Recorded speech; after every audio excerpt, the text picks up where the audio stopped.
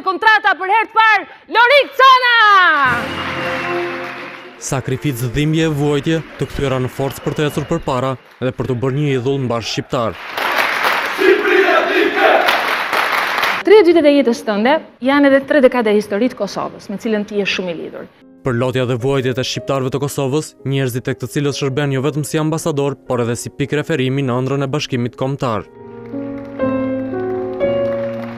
Kjo është jeta e Lorik Canës, një luftëtar në fushë dhe një karakter i fortë, por në emisionin Kontrata të gazetares Sonila Meço, kapiteni i Kombëtares tregoi edhe anën tjetër.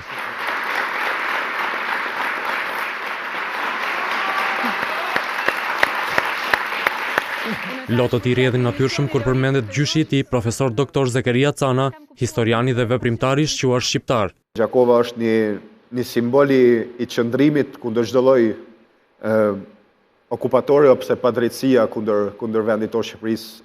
Jo vetëm vuajtje prej luftës, por edhe shumë mall. Pasi si mira familje kosovare, edhe familja Cana është detyruar të largohet nga vendi duke u shkëputur nga njerëzit më të dashur. Isha ardhur në Tiranë me të përqafu se ka marrë cekën malli shumë. Por me gjithë premtimin se do të takoj sa afërmi familjarët nga Prishtina, surpriza e priste pas derës. Gjyshja dhe gjyshi Lorik Canës! Vetëm për faktin që ma keni dhënë vetëm mundësinë që të rri pak me to është dhurata më e mirë që mund të më kishte bërë.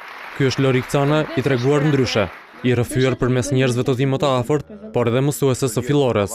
Mesazhi i motrave në studio ka shtuar dozën e emocioneve, ndërsa lojtari kuqezi nuk ka nguruar të jap detaje pikante nga jeta private. Kur erdhi koha e martesës, kur mori vesh nusja që janë 670 të ftuar.